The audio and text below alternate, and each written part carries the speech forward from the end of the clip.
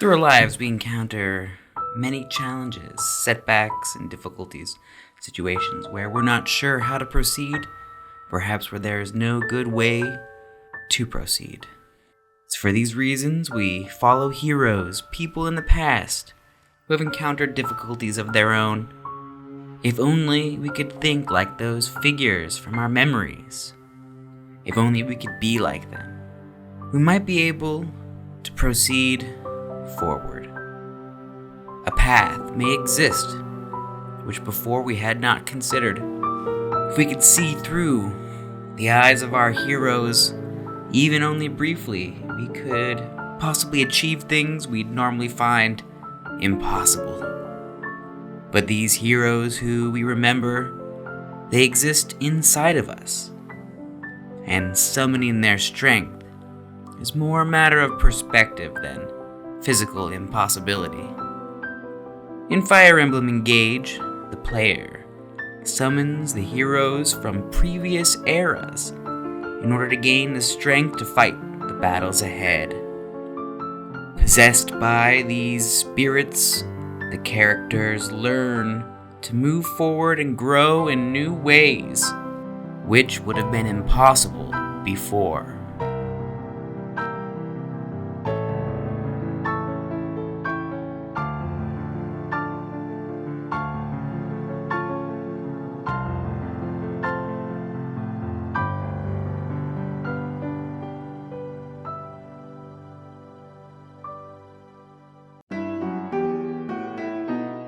The visuals in Fire Emblem Engage are unique for an entry in the Fire Emblem series. Engage features perhaps the most colorful array of characters of any other entry. The protagonist might incline the viewer towards seizures upon first glance, though. Maybe jarring at first, I did get used to their unusual look more quickly than I thought I would from the trailers. Unfortunately, the visual tomfoolery doesn't end there, with many other characters being just a bit too much. The graphical style of the game is otherwise similar to the previous Switch entry Three Houses, but the muchness that permeates many aspects of the game made the whole thing more than my eyes could handle. Outside of the character design, the landscapes and environments were a bit all over the place. Some areas looked pretty nice, while others displayed blatant tiling. These days, I think we should expect a little bit more from the graphics of a game coming from a big studio like Nintendo. I give the visuals a 7.5 out of 10. Fire Emblem Engage follows the story of the Divine Dragon as he confronts the demon Sombron and travels the land recruiting supporters and searching for those ancient emblem rings, which allow our hero to summon the ancient heroes of the past. Each of the 12 summonable heroes from a previous title in the series. The story is not as exciting as some previous entries, though it does have its moments. Many of the characters are kind of annoying, but somewhere the game does not disappoint is in the number of playable characters. In classic Fire Emblem form, the game employs a too many cooks style of gameplay. Some of the characters, actual cooks. As usual, getting to know the different characters, 36 in all, is part of the fun.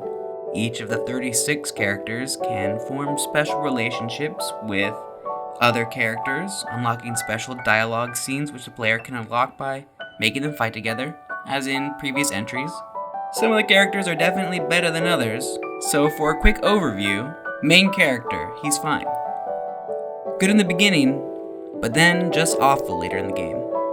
Kinda weak, but maybe okay. Surprisingly good. Actually very good. Good in the beginning, but whatever later. Pretty good. Fine. Great. Best fighter in the game. Not very good, but gets good later actually. Married. Takes too long to level up. Might be okay. Yes. Yes. Terrible. No. Didn't use her much, but bad. No defense. Bad. Why ever use a thief? Pretty good. Actually, pretty good. Good.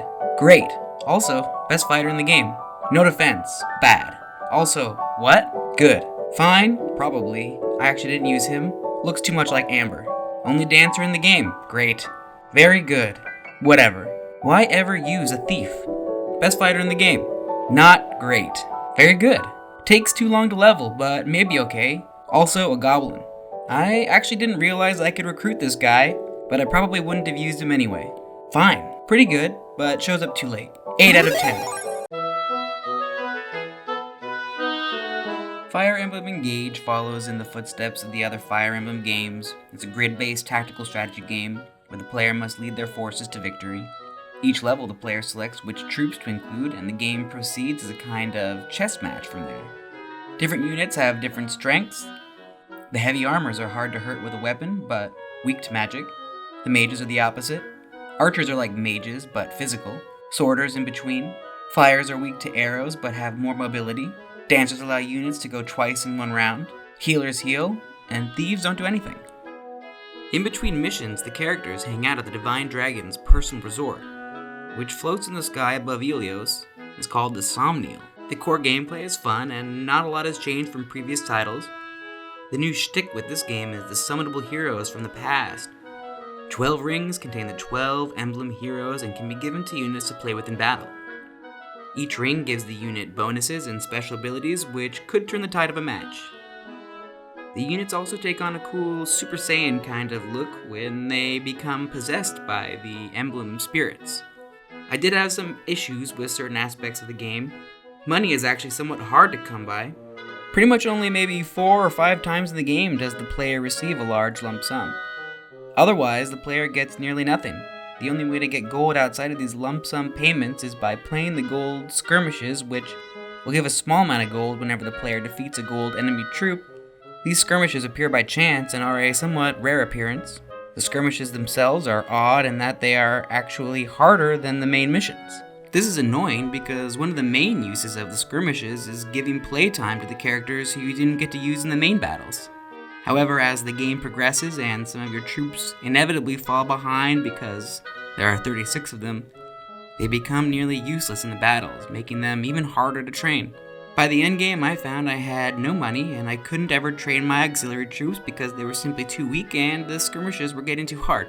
Money also became an issue for my main troops because for most units, when they reach level 20, the player needs to purchase a second seal to allow the unit to level further. Another annoyance was the lack of availability of certain items. By the end, I found that the item shop no longer had any physics for sale, which is the wand that allows healers to heal from afar. The best healing wand in the game, I'd say, and has limited uses. What that all amounts to is that the game has poor balance in the end portion of the game. I could have played for longer, just training the extra troops and unlocking their support dialogue, but I found I got soft locked out of the game.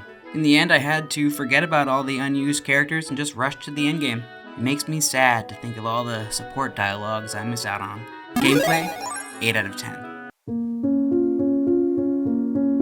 Fire Emblem games are notoriously confusing for first-time players.